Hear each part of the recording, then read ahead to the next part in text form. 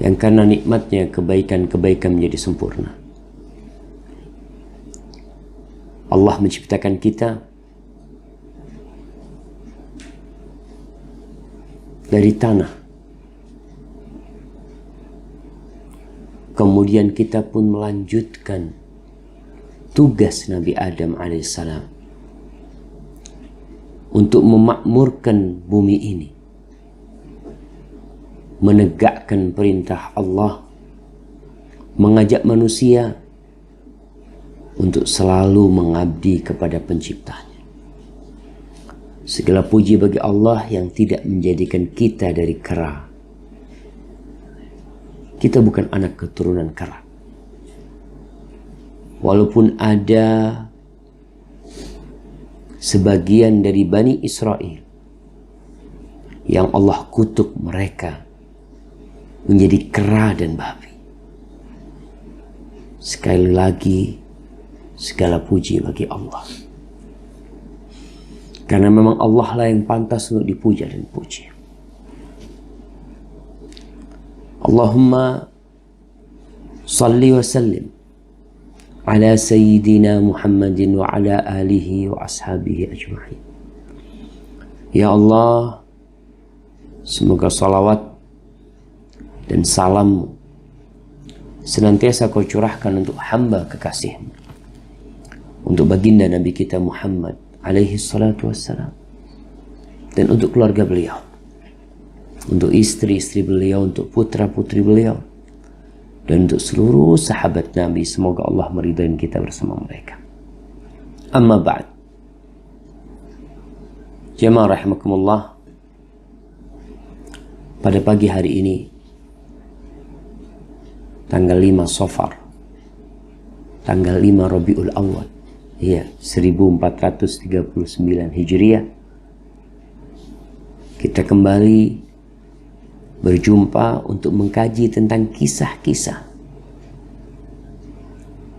yang Allah telah ceritakan di dalam Al-Quranul Karim, kemudian diuraikan oleh Nabi alaihissalatu wassalam lebih detail kembali.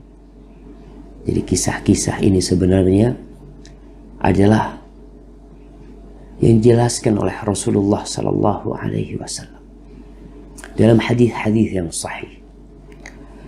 Pada kesempatan sebelumnya kita telah bercerita atau kita telah membacakan cerita tentang Nabi Adam alaihissalam, bagaimana penciptaannya, kemudian bagaimana Allah perintahkan dia untuk mengucapkan salam kepada para malaikat, dan tentang umur Nabi Adam alaihissalam.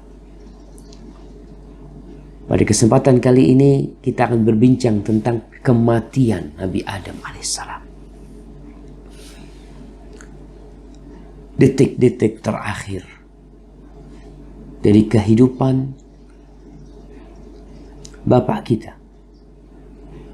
di muka bumi ini, setelah sebelumnya hidup di dalam surga. Tapi karena sebuah dosa yang dilakukan bersama istrinya, keduanya pun diberi hukuman oleh Allah untuk tinggal di dunia yang penuh dengan suka dan duka, penuh dengan kesedihan dan kepedihan. Kenikmatannya tidak berlangsung lama. Kegembiraannya berganti dengan kesedihan.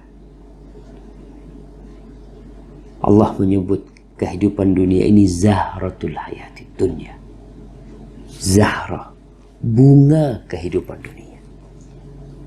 Kenapa disebut bunga? Karena bunga tidak awet. Bunga tidak lama. Dia akan layu,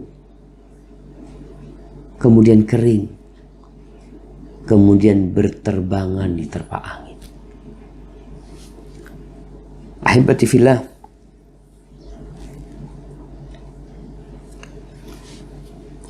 disebutkan hadis yang akan kita baca ini diriwayatkan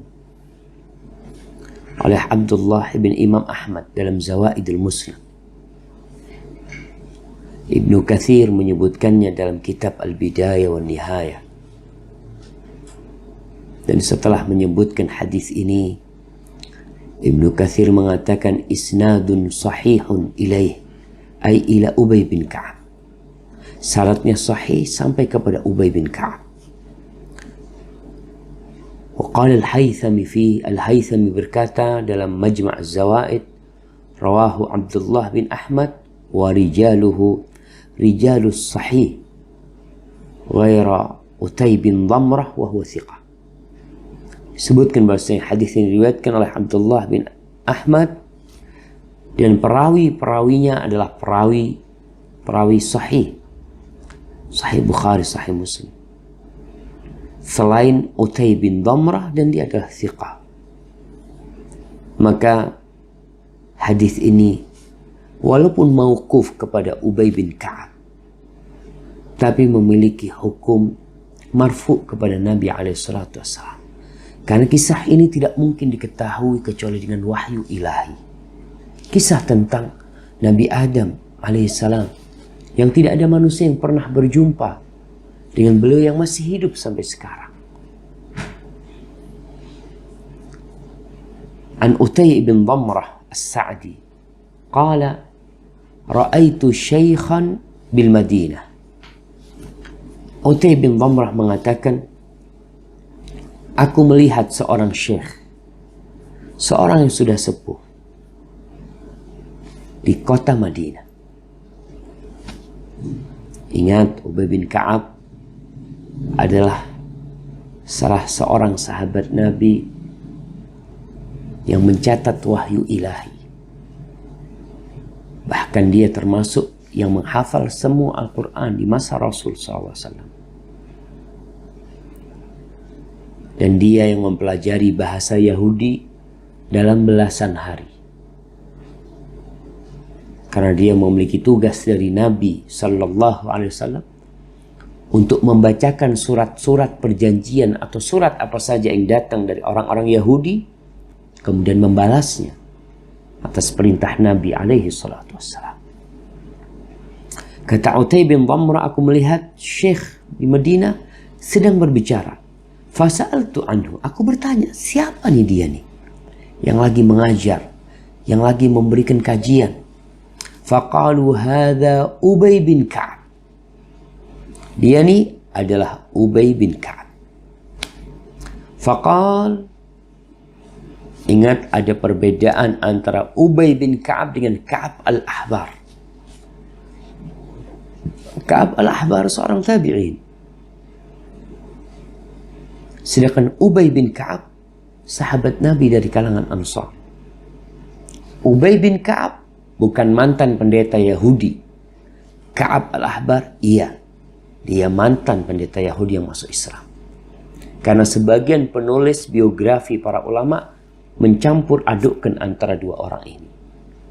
Sehingga mereka menyebutkan Ubay bin Ka'ab adalah salah seorang pemuka Yahudi, pendeta Yahudi, padahal tidak. Dia sejak kecil, ketika umur 11 tahun kira-kira, telah menghafal 17 surat, dan dia kemudian dapat tugas untuk menghafal wahyu dan mencatat wahyu ilahi. Dan Ubay bin Ka'ab berkata, Inna Adam alaihi salam lamma hadarahul maut qala li bani. Sesungguhnya Nabi Adam alaihi salam ketika kematian menjemput beliau sudah sakit, dan sakit yang berujung dengan kematian.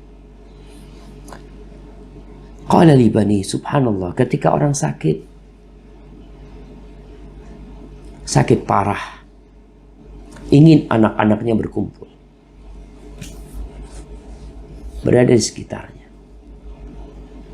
Mungkin di situ dia hendak berpesan kepada anak-anaknya. Dan juga peran penting untuk anak-anak agar menemani dan mendampingi orang tuanya di detik-detik terakhir dari kehidupan ini. Agar bisa membimbing orang tuanya. untuk mati husnul khatimah, agar mengatakan la ilaha illallah. Karena kita tahu sabda Rasul sallallahu alaihi wasallam, man kana akhiru kalamihi la ilaha illallah dakhala al-jannah. Barang siapa yang akhir dari ucapannya adalah la ilaha illallah, niscaya dia masuk surga. Dan mungkin dia akan mendengar pesan-pesan dari orang tuanya. Qala li bani Adam ketika itu berkata kepada anak-anaknya, Baniya inni ashtahi min thimaril jannah. Ada mengatakan, wahai anak-anakku, aku nih kok kepingin ya makan dari buah-buah surga. Umur Nabi Adam 960 tahun. Dia masih ingat dengan keindahan surga.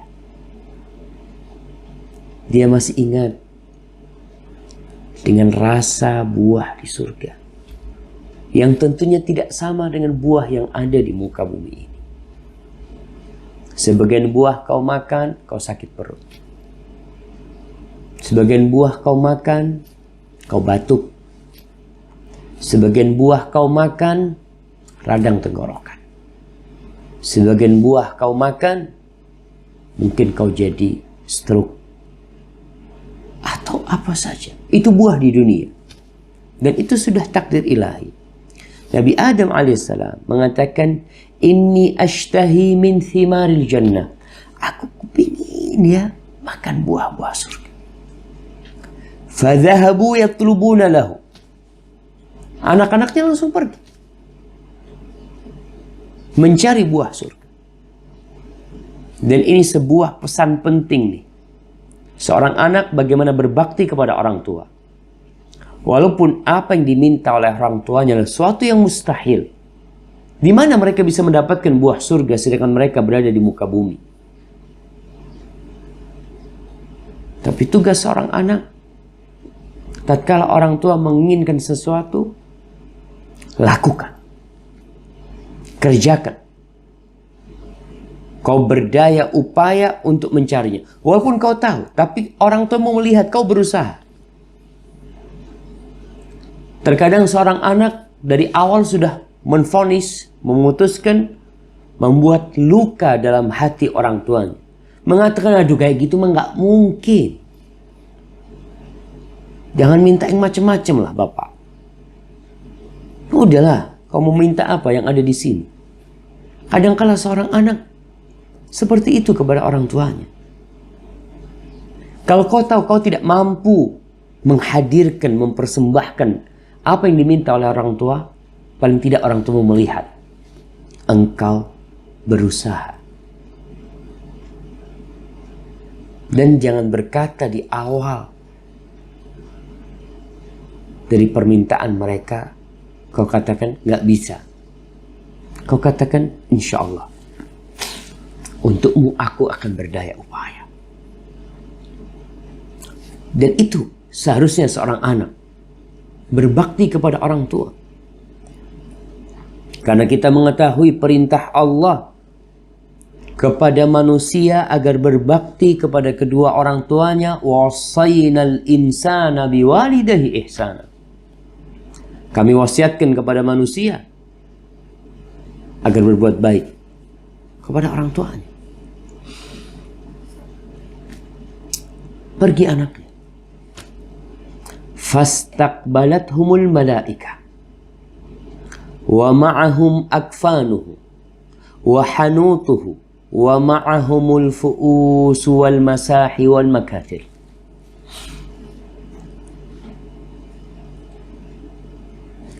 Berangkat nih. Mereka berjumpa, disambut oleh malaikat-malaikat dalam wujud manusia. Tidak jauh dari tempat tinggal Nabi Adam alaihissalam. Mereka berjumpa dengan malaikat-malaikat dalam wujud manusia tentunya. Malaikat-malaikat itu membawa kafan, membawa minyak wangi, membawa cangkul, mungkin seperti timba atau skrup, bukan skrup ya. Kalau bahasa Jawanya itu serok tuh, untuk ambil tanah tuh. Mereka bawa itu, peralatan untuk menggali. Mereka bawa itu. Di sini kita lihat bahwasanya peralatan itu dari dulu sudah ada, dari sejak Nabi Adam alaihissalam. Jadi tidak seperti yang digambarkan bahwasanya manusia awal dari kera, kemudian tumbuh berkembang, lalu mereka membuat sesuatu dari batu ya. Ini zaman batu, kemudian zaman kayu, kemudian zaman apa lagi. Sekarang zamannya gadget kan. Allahu a'lam bishawab. Tapi yang jelas peralatan itu dibawa oleh malaikat.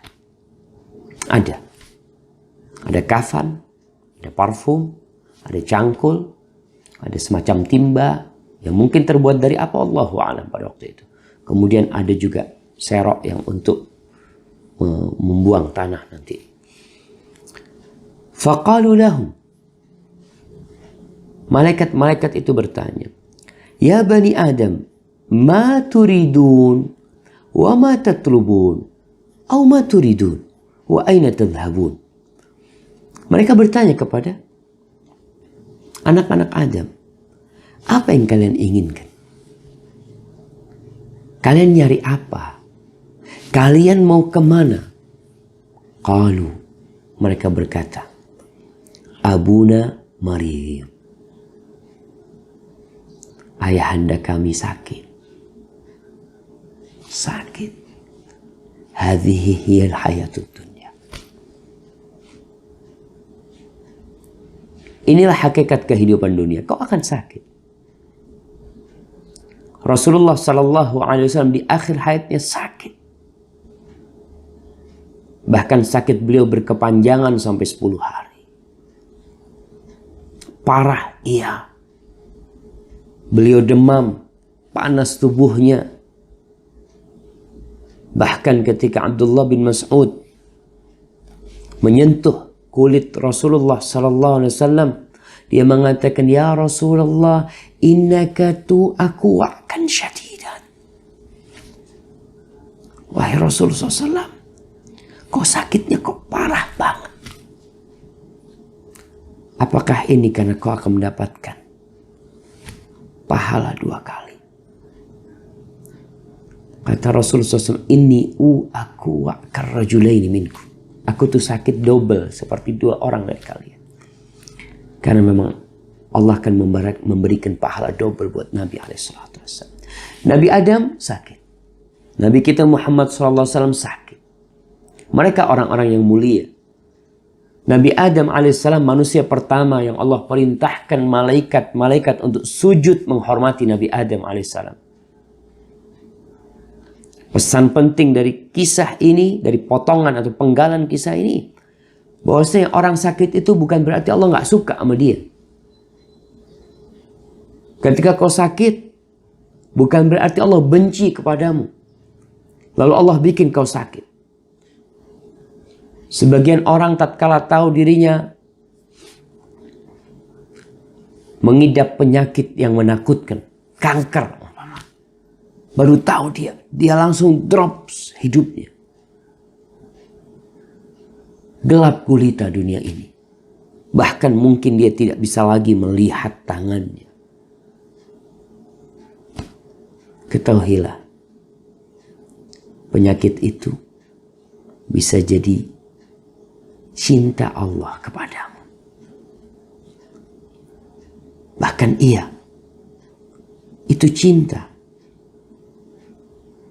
Rasulullah Sallallahu Alaihi Wasallam mengatakan, "Idza ahabballahu qauman ibtalahum." Kalau Allah menguji, kalau Allah cinta kepada suatu kaum, Allah akan kasih bala buat mereka. Bahkan pernah Rasulullah Sallallahu Alaihi Wasallam mengunjungi sahabat wanita, Ummu Sa'ib namanya. Dia sedang demam. Kemudian dia mencela dan mengutuk demam itu. Kata Rasulullah SAW, la tasubbil humma. Kau jangan cela tuh penyakitmu tuh. Dia itu menghapuskan dosa-dosa. Mengangkat derajat hamba. Anak-anak Nabi Adam mengatakan, abuna marid. Ayahanda kami marid, sakit. Fashtaha min thimaril jannah. Dan dia ingin buah dari buah-buah surga. Mereka berjumpa dengan malaikat yang mungkin malaikat bisa mendatangkannya. Tapi tidak mungkin. Rasulullah SAW pernah sholat gerhana. Beliau hendak memetik anggur dari surga. Kata Rasulullah SAW, kalau aku bisa petik tadi itu, maka kalian akan memakannya sepanjang masa. Karena kita tahu surga itu adalah kehidupan yang abadi. Allah SWT. Apa jawaban malaikat ketika mendengarkan ucapan anak-anak Adam? Qalu lahum irji'u faqad qudiya qada'u abikum. Kalian pulang sudah. Sudah datang tuh ketentuan buat ayah anda. Udah datang. Udah waktunya. Jadi nggak perlu lagi kalian mencari hal itu. Maka akhirnya mereka nggak jadi balik. Faja'u falamma ra'athum Hawa arafathum. Maka mereka datang menuju ke rumah Nabi Adam alaihissalam. Tatkala Hawa melihat mereka, maka Hawa langsung tahu kalau mereka adalah malaikat-malaikat Allah yang hendak mencabut nyawa Nabi Adam dan menguburkannya. Faladat bi Adam. Maka dia datang memeluk Nabi Adam, meminta kepada Nabi Adam supaya memilih kehidupan dunia. Kenapa? Karena para nabi tidak dicabut nyawanya kecuali setelah mereka ditanya, kau mau mati atau masih mau hidup? Nabi kita Muhammad SAW,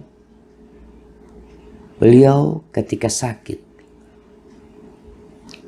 beliau masih sempat berceramah di masjid. Beliau duduk di atas mimbarnya menceritakan, inna abdan khayyarahullah. Sesungguhnya ada seorang hamba yang Allah kasih pilihan. Baina zahratil hayatid dunia. Antara kehidupan dunia ini atau yang di sisi Allah. Kemudian hamba itu memilih yang di sisi Allah. Nabi kita dikasih pilihan sallallahu alaihi wasallam. Nabi Adam pun seperti itu. Maka Hawa berharap agar Adam tidak memilih kematian. Dan kita akan tahu bahwasanya ternyata Nabi Adam meninggal lebih dahulu daripada Hawa. Dan kalau kita melihat banyak nih, Allahu a'lam bishawab. Ini sekedar fenomena yang kita lihat bahwasanya memang kebanyakan suami itu mati lebih dulu daripada istri. Banyak tuh Rasulullah SAW meninggal terlebih dahulu sebelum istri-istrinya. Walaupun Khadijah, satu istrinya meninggal di masa Nabi SAW. Ketika mengharap Hawa agar Adam memilih kehidupan dunia, apa kata Adam alaihissalam? Ilaiki anni, fa inni innama utitu min qibaliki. Kau pergi ke sana, udahlah nggak usah, katakan. Kau pergi sana, kata dia. Aku nih gara-gara engkau nih. Ya, tidak bisa disalahkan sebenarnya Hawa. Karena kita tahu Allah sudah menetapkan bahwasanya wanita adalah godaan buat lelaki. Dan istri, sebagaimana Allah katakan, ya ayyuhalladzina amanu inna min azwajikum wa auladikum aduwwan lakum fahdharuhum wa in ta'fu wa tasfahu wa taghfiru fa innallaha ghafurur rahim. Wahai orang-orang yang beriman, sesungguhnya ada sebagian dari istri-istri kalian, pasangan hidup kalian, anak-anak kalian yang musuh buat kalian. Fahdharuhum, hati-hati kau menghadapi mereka. Godaan dari mereka, mereka menuntut ini, mereka minta ini dan itu. Itu adalah kodratnya wanita yang memang diciptakan untuk menghiasi kehidupan ini dan mendampingi seorang laki. Tapi tetap ada sisi negatif yang kita harus hati-hati dengan mereka. Tapi kata Allah, kalau kau maafkan mereka, kau lupakan kesalahan mereka, kau ampuni mereka, itu lebih baik buat kalian. Khalli baini wa baina malaikati rabbi. Sudah biarkan antara aku dengan malaikat-malaikat Rabbku. Itu kata Nabi Adam. Biarkan sudah. Maka malaikat datang. Faqabadhuhu. Dicabut nyawanya. Wa ghassaluhu. Dimandikan Nabi Adam. Ini kita akan lihat bagaimana syariat orang setelah meninggal dunia. Malaikat datang untuk memberikan pelajaran. Karena kita tahu kisah Habil dan Qabil. Ketika Qabil membunuh Habil. Dan ceritakan bahwasanya kisah itu terjadi ketika Nabi Adam alaihissalam tidak ada di tempat. Beliau sudah berangkat haji dalam beberapa riwayat. Sehingga Qabil ketika itu dia nggak tahu akan melakukan apa dengan jasad saudaranya. Maka akhirnya Allah kirim burung gagak mengajarkan kepada Qabil bagaimana menguburkan jasad saudaranya. Di sini dijelaskan bahwa dimandikan terlebih dahulu. Setelah dimandikan, wa kaffanuhu, dikasih kafan, wa hannatuhu, dikafani, kafan yang udah dibawa oleh malaikat-malaikat. Dan dikasih parfum, kasih minyak wangi. Wa hafaru lahu. Kemudian digali buat Nabi Adam. Mereka udah bawa peralatan untuk menggali. Nih, pelajaran penting.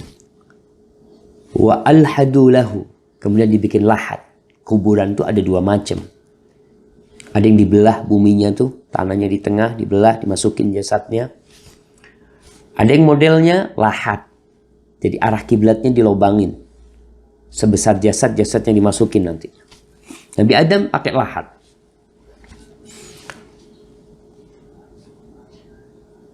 Ini mereka bikin lahat, mereka gali kuburan, mereka bikin lahat. Setelah itu mereka mensolatnya, belum dikuburkan nih. Dimandikan, dikafani, parfumi, lalu mereka bikin kuburan, gali kuburan. Malaikat-malaikat mengajarkan kepada anak-anak Adam. Thumma dakhalu qabrahu. Lalu mereka masuk ke dalam kuburan itu, fawada'uhu fi qabri. Maka Nabi Adam diangkat dan disunahkan untuk jenazah itu untuk memasukkannya dari arah kaki kuburan. Kakinya. Jadi kepalanya terlebih dahulu.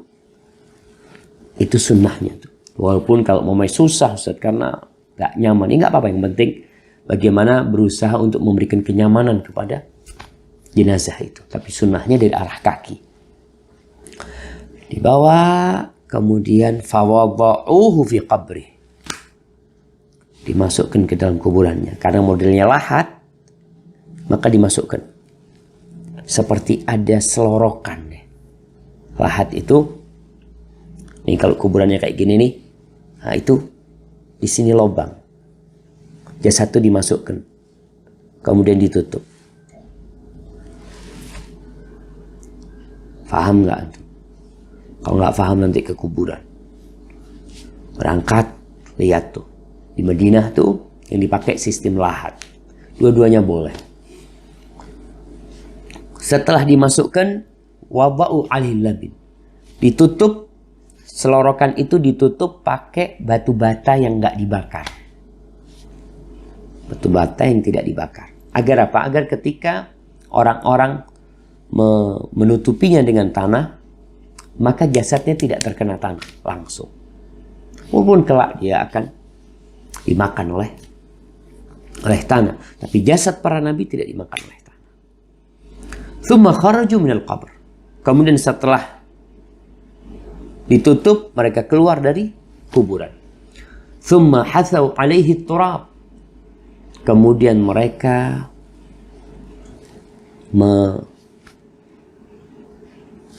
mengambil tanah, menutupinya dengan tanah galian itu.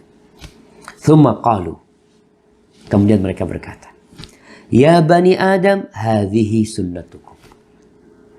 Wahai anak cucu Adam, kayak gini nih sunnah kalian. Jadi jamaah, banyak manusia yang tersesat dalam kehidupan ini. Ketika tidak mengikuti petunjuk yang Allah turunkan. Allah mengatakan, fa imma ya'tiyannakum minni huda faman tabi'a hudaya fala khaufun 'alaihim wa lahum yahzanun. Orang-orang yang hidup di muka bumi ini itu perlu petunjuk dari langit. Allah akan turunkan petunjuknya. Allah kirim utusan-utusannya, Allah kirim malaikatnya. Yang mengikuti dapat petunjuk. Dan tidak akan ada kesedihan. Dan tidak akan ada rasa takut buat mereka. Mereka memang ini sunnah Nabi kalian. Kalau kita melihat masyarakat dunia, ternyata mereka memiliki realita yang berbeda-beda dalam menguburkan jenazah. Ada yang dibakar. Jadi jenazah itu dibakar. Subhanallah. Rasul SAW mengatakan, kasru azmil mayyit ka kasrihi hayyan. Kau memotong tulangnya mayit, itu seperti memotongnya dalam kondisi dia hidup. Ini dibakar. Mati dibakar.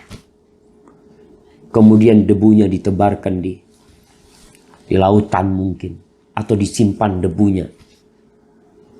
Ada yang bikin piramid. Untuk melihat. Seperti di Mesir.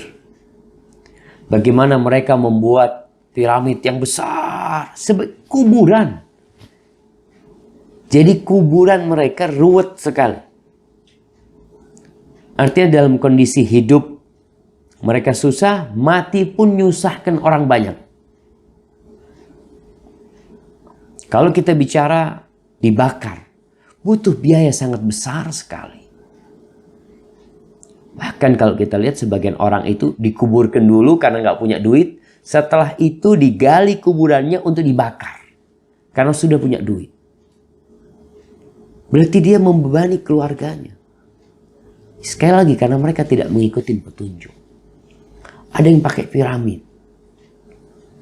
Yang kalau Anda lihat piramid itu tinggi dan orang kalau menguburkannya harus lelah ya. Ada yang di gunung-gunung dikuburkan, di lereng-lereng bukit. Jadi bukan gali tanah, seperti gua-gua mereka menguburkan. Mungkin kalau di sini di Toraja mungkin. Mereka melakukan itu. Ada model apa lagi? Ya berbagai macam lah. Mereka lakukan. Ada yang jasadnya itu dimumikan mungkin. Sehingga ya sekali lagi. Mereka seakan-akan ingin hidup lebih panjang setelah kematian mereka. Jasadnya tidak ingin dimakan oleh tanah. Mereka simpan, mereka awetkan. Padahal sejatinya bukan masalah dengan jasadnya. Masalah dengan kehidupan setelah kematian. Barakallahu fiik. Jadi kalau kita lihat apa yang dilakukan oleh umat Islam, apa yang diajarkan oleh Rasulullah SAW sesuai dengan sunnah para nabi sejak Nabi Adam alaihissalam. Dan ini berarti semua syariat. Semua syariat. Artinya dari sejak Nabi Adam sampai Nabi Muhammad SAW tidak ada perubahan dalam masalah penguburan ini. Dan kita bisa ambil pelajaran penting dari kisah tadi. Bahwasanya mengajarkan sebuah teori dengan lisan itu terkadang kurang membekas dalam hati. Tapi kalau dengan praktek itu malaikat. Anak-anak Adam melihat praktek itu. Bagaimana sejak mulai dimandikan, dikafani, dikasih parfum, kemudian mereka menggali kuburan, bikin lahat, mereka turun, mereka ambil jenazah, mereka melihat proses itu. Sehingga mereka insya Allah tidak akan lupa. Berbeda kalau kita baca sebuah teori. Cara menguburkan jenazah. Kita baca, oh iya, cara memandikan jenazah. Kita baca, oh dimulai dengan yang bagian kanannya, kemudian bagian kirinya, kemudian ya pakai sabun, kemaluannya nggak boleh terbuka, nggak boleh tersingkap. Kita baca. Berbeda dengan kalau kita melihat. Dan orang tua pun ketika mengajarkan sesuatu kepada anaknya, pelajaran paling penting adalah dengan cara memberikan qudwah, memberikan contoh. Sebagian orang tua berkata kepada anaknya, "Nak, jangan merokok. Rokok ini berbahaya. Bikin batuk, bikin penyakit, membunuhmu." Kau lihat, bapaknya masih merokok. Kira-kira anak itu akan ikut omongan bapaknya, apa akan ikut perbuatan bapak? Mungkin yang disampaikan bapaknya dia udah lupa. Tapi yang dia lihat bagaimana bapaknya terus menyedot itu asap, dia tidak akan lupa. Kemudian kita melihat kemuliaan Nabi Adam dalam kisah ini. Apa kemuliaan yang Allah berikan kepada Nabi Adam? Ketika awal diciptakan, malaikat diperintahkan untuk sujud. Ketika meninggal dunia, malaikat langsung yang mengurusin jenazahnya. Bahkan mereka yang mensolati Nabi Adam alaihissalam dan memakamkannya. Kemudian kita juga bisa ambil pelajaran kalau malaikat itu bisa berubah. Mereka tercipta dari cahaya. Mereka memiliki sayap. Allah sebutkan ja'ilil malaikati rusulan uli ajniha mathna wa thulatha ruba. Ada yang sayapnya 2, ada yang 3, ada yang 4 sayapnya. Itu sayap malaikat. Tapi Allah berikan kekuatan kepada mereka, mereka bisa berubah dalam wujud manusia. Dan di dalam banyak hadis disebutkan bagaimana Jibril alaihissalam datang menjumpai Rasulullah sallallahu alaihi wasallam dalam wujud seorang sahabat Dihya al-Kalbi. Dalam kondisi naik kuda. Kemudian yang terakhir, alat-alat itu sudah ada pada waktu itu. Walaupun kemudian berkembang. Karena yang dibawa oleh malaikat jelas cangkul ya. Tadi serok itu. Kemudian untuk angkat tanah. Itu sudah ada pada masa itu. Cuma tentunya mengalami perubahan dengan semakin modernnya manusia. Allah berikan akal kepada manusia untuk menciptakan berbagai alat yang bermanfaat. Yang kalau kita lihat ada alat berat ya untuk menggali sekarang. Jadi kalau mau menguburkan korban-korban bencana itu mereka udah tidak gali lagi pakai cangkul, tapi mereka pakai alat berat ya seperti itu. Tapi ala kulli hal, kita bisa ambil pelajaran penting dari kisah ini. Bahwa seorang harus berusaha menjadi orang baik agar husnul khatimah. Dosa yang pernah dilakukan, kita tetap harus mengingatnya. Agar kita tidak meremehkan itu dosa. Agar ingatan kita dengan dosa yang pernah kita lakukan mendorong kita untuk bertobat. Untuk mendekatkan diri kepada Allah. Hadza wallahu a'lam bishawab. Kita masuk ke sesi tanya jawab. Ana rasa mungkin sudah ada pertanyaan yang masuk. Bismillah.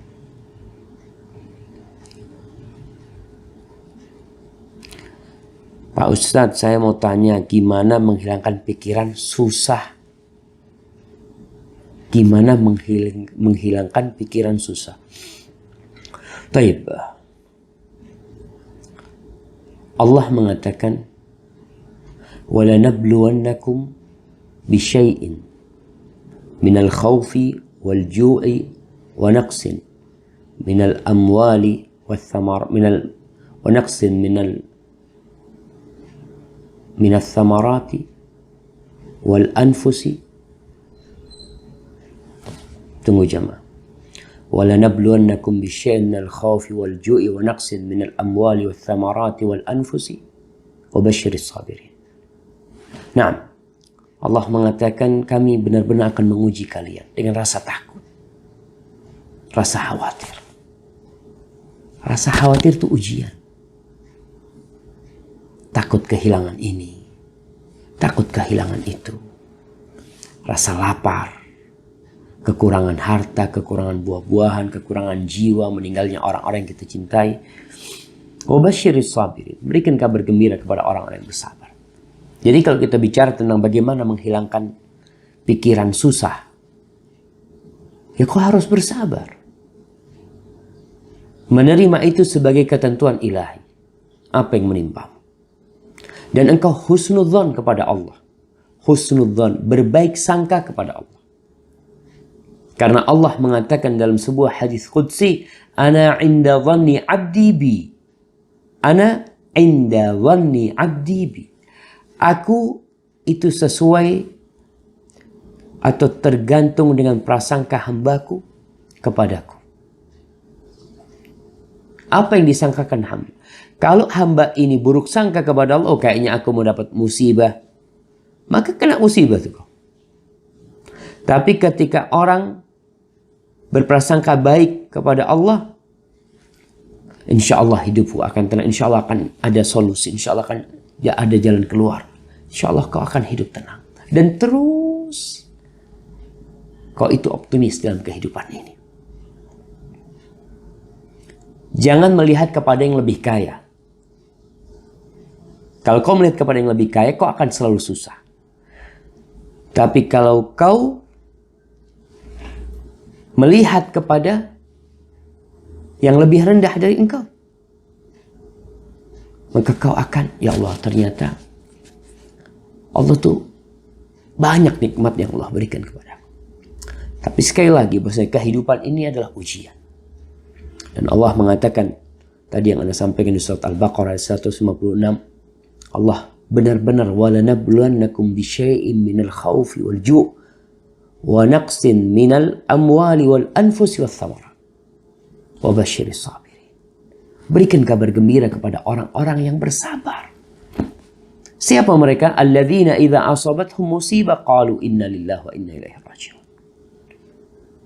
Yang ketika dapat musibah dia mengatakan, ya Allah, kami ini milik Allah. Kita ini milik Engkau ya Allah. Dan kita akan kembali kepada-Mu. Maka perlu seorang muslim husnudzon kepada Allah, optimis dalam kehidupan ini. Pasti ada jalan keluar. Pasti ada jalan keluar. Tinggal kau menunggu, berdoa dan bersabar. Ustaz, apakah sakaratul maut orang mukmin dan kafir berbeda? Tolong dijelaskan. Terus kenapa Rasulullah SAW merasakan sakitnya sakaratul maut padahal beliaulah sebaik-baiknya makhluk? Jamaah, kalau kita bicara tentang sakaratul maut, Rasul SAW mengatakan inna lil mauti sakarat. Nah, kematian itu ada sekaratnya. Berat orang itu ketika meninggal dunia. Terus apa perbedaan antara orang mukmin dan kafir? Tentunya dalam kehidupan dunia ini, Allah berbagi kenikmatan dunia ini kepada semua orang. Yang mukmin Allah kasih kekayaan seperti Nabi Sulaiman. Yang kafir Allah kasih kekayaan dan kekuasaan seperti Fir'aun, Namrud. Itu untuk kenikmatan dunia. Jadi kalau berbicara kenikmatan dunia, maka mukmin dan kafir sama aja. Kalau kita bicara kenikmatan dunia. Dalam sebuah hadis Rasul sallallahu alaihi wasallam mengatakan, "Innallaha yu'ti dunya man yuhib wa man la yuhib." Allah berbagi dunia kepada orang yang Allah cintai dan kepada orang yang Allah benci. Allah kasih semuanya. "Wa la yu'til iman illa man yuhib." Tapi Allah tidak berbagi keimanan kecuali kepada orang yang Allah cintai. Bagaimana Rasul sallallahu alaihi wasallam sakit beliau? Sampai 10 hari beliau sakit. Tadi kita sudah sebutkan bahwasanya sakitnya seorang nabi bukan berarti Allah tidak cinta kepada dia. Bisa jadi itu bentuk cinta untuk memberikan derajat yang tinggi. Dan bagaimana Nabi menunjukkan kesabaran pelajaran bagi umatnya. Bahwa mereka harus bersabar. Kalau Nabi ajak sakit, apalagi yang lainnya. Sehingga kalau kita bicara sakit ketika dicabut nyawanya, tentunya ada perbedaan yang disebutkan dalam sebuah hadis bahwa seorang mukmin itu dicabut seperti nyawanya seperti rambut dari adonan yang dicabut, ringan sebenarnya. Tapi kalau orang kafir seperti bulu basah, ya, yang dicabut dari sana susah banget, dia harus berat sekali. Kenapa penyebab perbedaan ini? Karena seorang mukmin ketika dicabut nyawanya, dia ridho, dia kepingin memang pergi. Dan Rasul SAW mengatakan Allahumma firrafiqil a'la, Allahumma firrafiqil a'la. Jadi walaupun beliau sakit, dicabutnya nyawa itu beliau dalam kondisi ridho. Dan mudah sekali pencabutannya. Tapi proses sakit itu ada. Adapun orang kafir ketika mau dicabut nyawanya, ruhnya itu lari ke semua jasadnya. Dia nggak mau keluar. Sehingga secara paksa dia itu harus keluar dari jasadnya. Anda akan bacakan firman Allah. Bagaimana Allah menyebutkan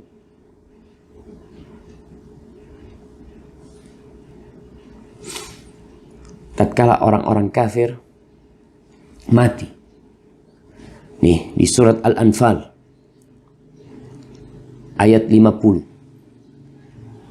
dan 51. Allah mengatakan, "Walau tara idh yatawaffa alladhina kafarul malaika yadribuna wujuhahum wa adbarahum wa dhuqu adzabal hariq." Apa kata Allah? Allah mengatakan kepada Nabi Muhammad SAW, andai kata engkau melihat, wahai Muhammad alaihi salatu wassalam, kondisi orang-orang kafir tatkala malaikat mencabut nyawa mereka, maka engkau akan menyaksikan pemandangan yang sangat menyeramkan. Tatkala mereka memukul wajah mereka, tatkala mereka memukul punggung mereka, pantat mereka, mereka mengatakan dzuku adzabal hariq. Kalian rasakan azab yang pedih. Artinya tatkala mereka hendak dicabut nyawanya dan mendapatkan berita buruk, mereka akan mendapatkan azab yang pedih, maka tentunya mereka tidak ingin keluar. Dan hal ini Allah jelaskan lebih jelas lagi di surah Al-An'am ayat 93. Allah mengatakan, walau tara idz zalimuna fi ghamaratil maut. Kalau kau melihat, nih, Allah mengatakan lagi kepada Nabi-Nya alaihi salatu wassalam. Melihat apa? Melihat tatkala orang-orang zalim dalam posisi sakaratul maut. Kematian datang menjemput mereka. Wal malaikatu basitu aidihim. Ketika malaikat membentangkan tangan mereka dengan memukul mereka, dengan menyuruh mereka untuk keluar jasad. Akhriju anfusakum, keluarkan nyawa kalian. Kenapa mereka tidak mau keluar? Ya, karena mereka mendapatkan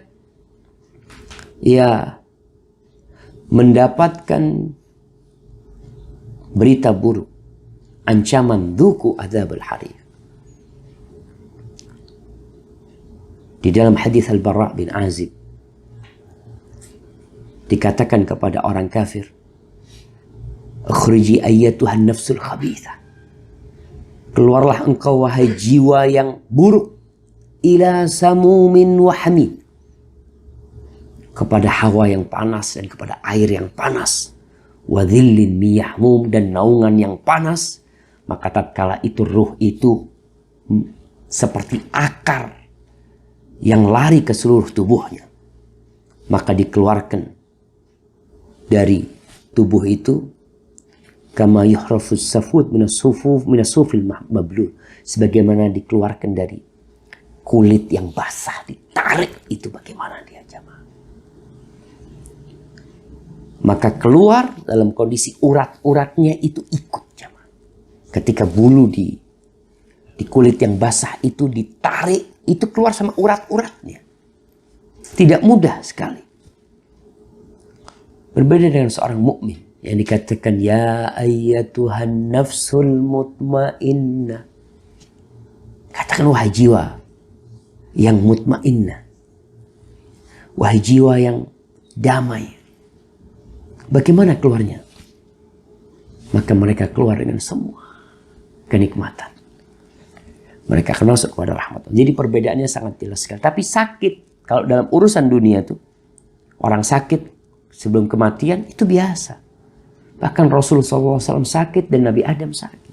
Tapi ketika nyawa dicabut berbeda tentunya. Seperti tadi bulu basah yang dicabut itu akan keluar dengan urat-uratnya kalau orang kafir. Tapi kalau orang yang beriman, maka dia seperti rambut yang diambil dari adonan. Barakallahu fikum. Kiranya seperti itu. Wallahu a'lam bishawab. Ustaz, bagaimana caranya menghilangkan penyakit hati? Subhanallah jemaah. Tubuh bisa sakit. Dan kita kalau sakit, tubuh kita mencari tahu penyebabnya apa.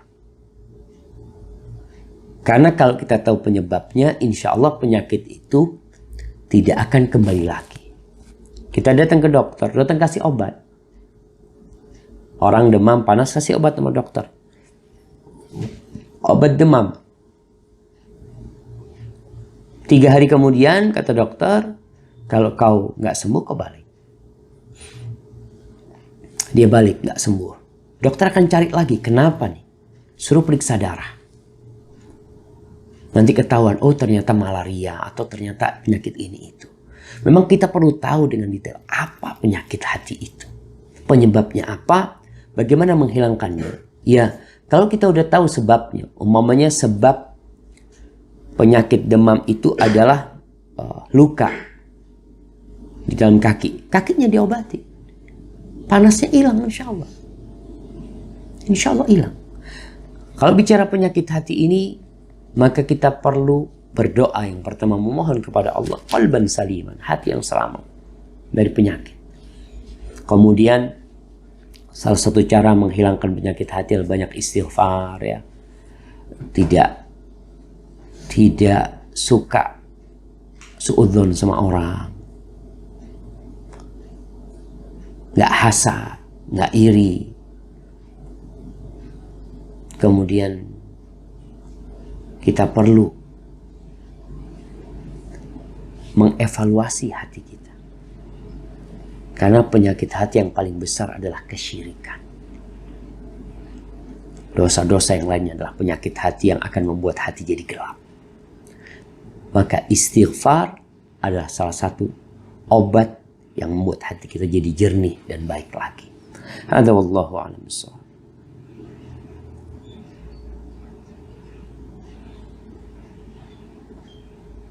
Nah, dari hamba Allah di Medan.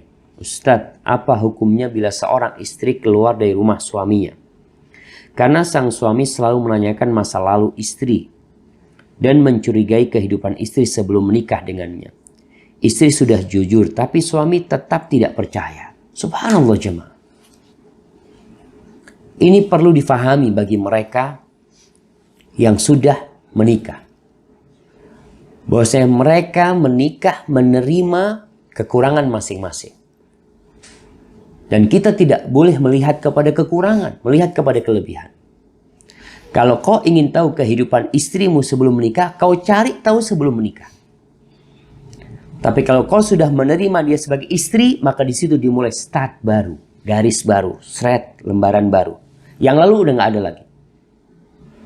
Kalau kau mau cari tahu tentang istrimu, maka sebelum menikah.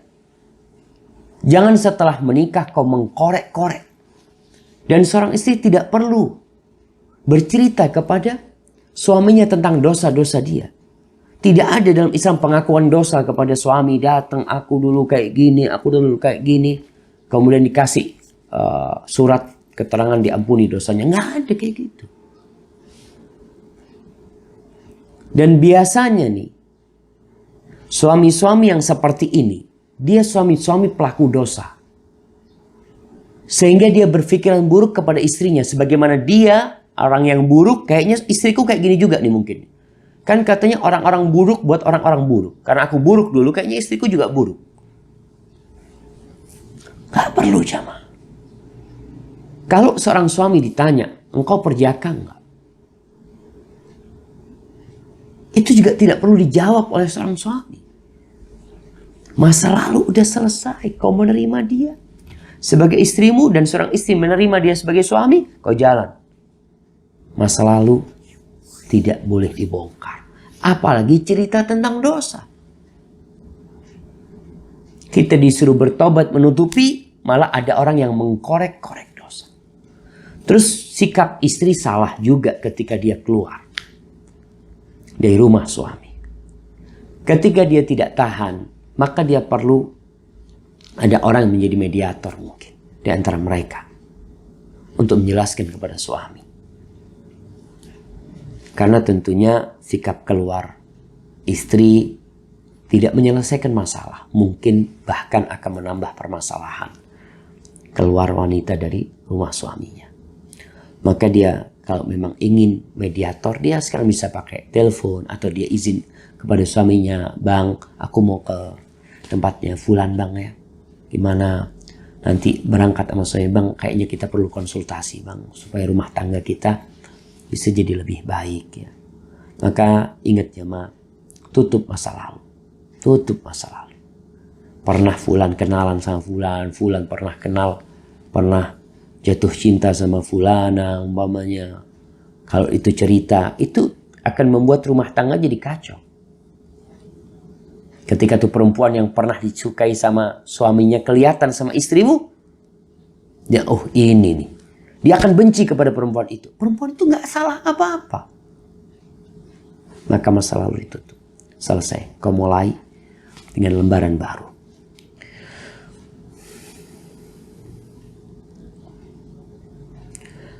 Assalamualaikum. Apakah jasad seorang penghafal Al-Quran tidak dimakan tanah?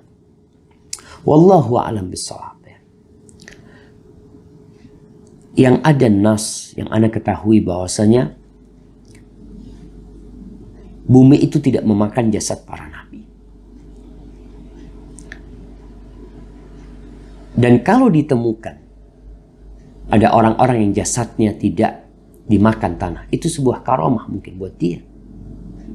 Jasadnya tidak dimakan dengan tanah, mungkin dia karena hafal Al-Quran Karim ya, atau apa, atau amalan dia yang lainnya, Allahu a'lam. Tapi yang jelas, kalau jasad para nabi tidak dimakan dengan tanah. Barakallahu fikum.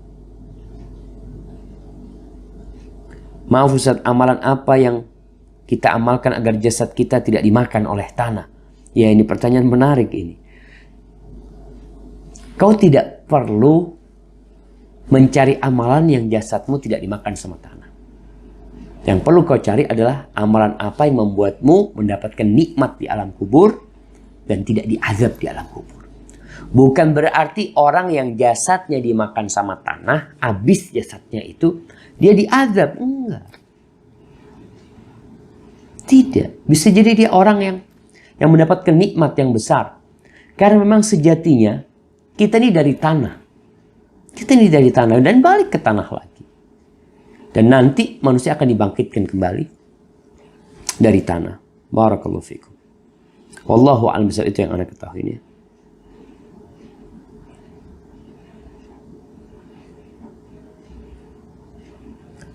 Nah, ini pertanyaan, apakah bayi meninggal sudah dijamin surga? Mohon jawabannya. Tapi berkaitan dengan anak yang meninggal sebelum baligh. Jadi, mereka akan memberikan syafaat kepada orang tuanya. Bagaimana kondisi mereka? Apakah mereka masuk surga langsung, dijamin masuk surga karena tidak punya dosa? Ada beberapa pernyataan para ulama berdasarkan hadis-hadis Nabi. Yang pertama, iya, mereka akan masuk surga langsung. Yang kedua, mereka akan ditanya nanti.